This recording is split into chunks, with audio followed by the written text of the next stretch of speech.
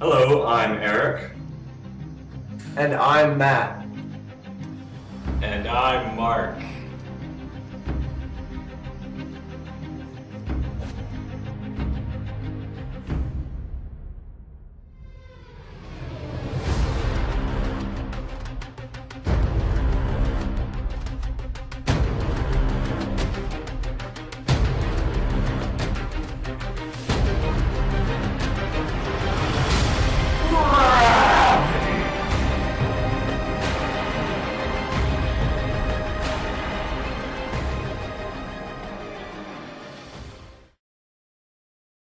Lesson 1. Gravity and Horizontal Velocity. There is a common misconception that velocity in a horizontal direction decreases the effect of gravity acting on an object. We are going to prove the inaccuracy of this hypothesis. Here we have a Spartan on a mongoose.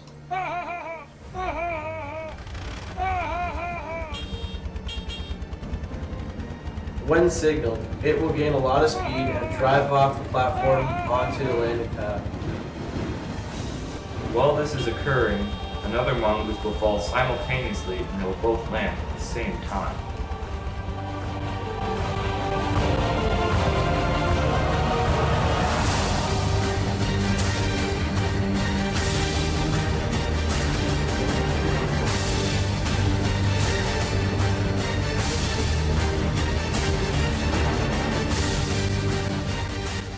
Looking at the film, we can time how long the vehicles were in the air, and since we know the acceleration is negative 9.8 meters per second squared, we can solve for vertical displacement, given that the initial vertical velocity is 0 meters per second. If we use the equation vertical displacement equals vertical velocity times time plus half acceleration times squared, we can solve for displacement. Since the horizontal velocity is not a factor in this equation, we can determine that the gravity acts the same on both vehicles, even though one has a starting velocity.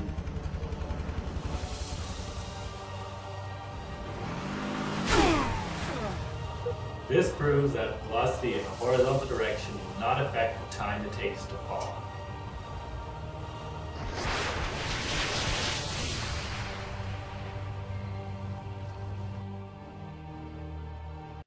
Lesson 2. Effects of gravity change. In this lesson, our grid will act as our scale, so 1 square will be equal to 1 unit of height.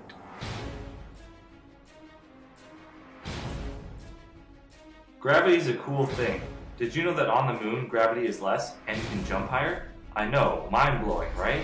With the features available to you in this game, we will show you some applications and effects of this concept. We modify the gravity on the Spartan so that one has 100% gravity acting on it and one has 50%. If the Spartans jump, then the gravity will cause the one with less acting on it to jump higher, and the one with more gravity to jump lower.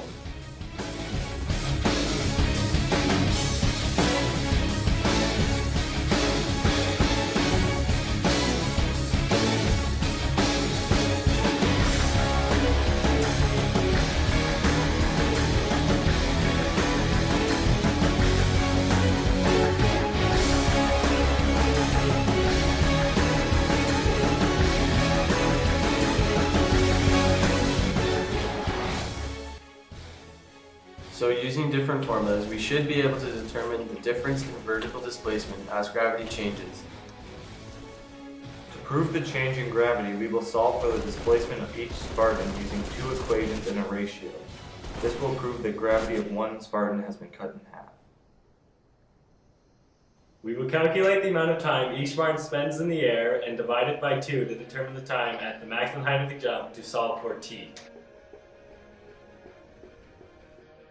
Given that gravity at 100% is 9.8 meters per second squared, we can determine that gravity at 50% is 4.9 meters per second squared.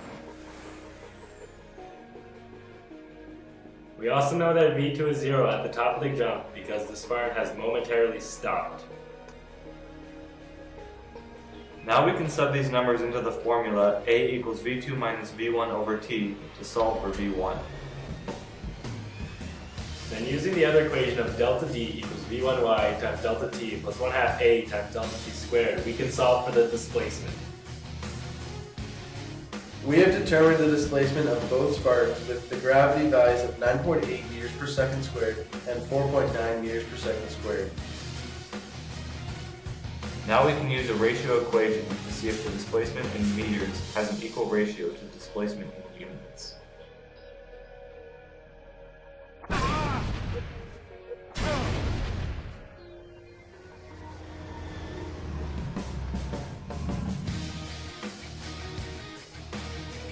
If it does, we have proven the change in acceleration.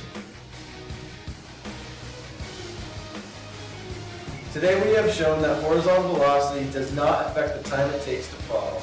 We have also demonstrated how the change in gravity affects an object in midair. Thank you for listening to our physics lesson on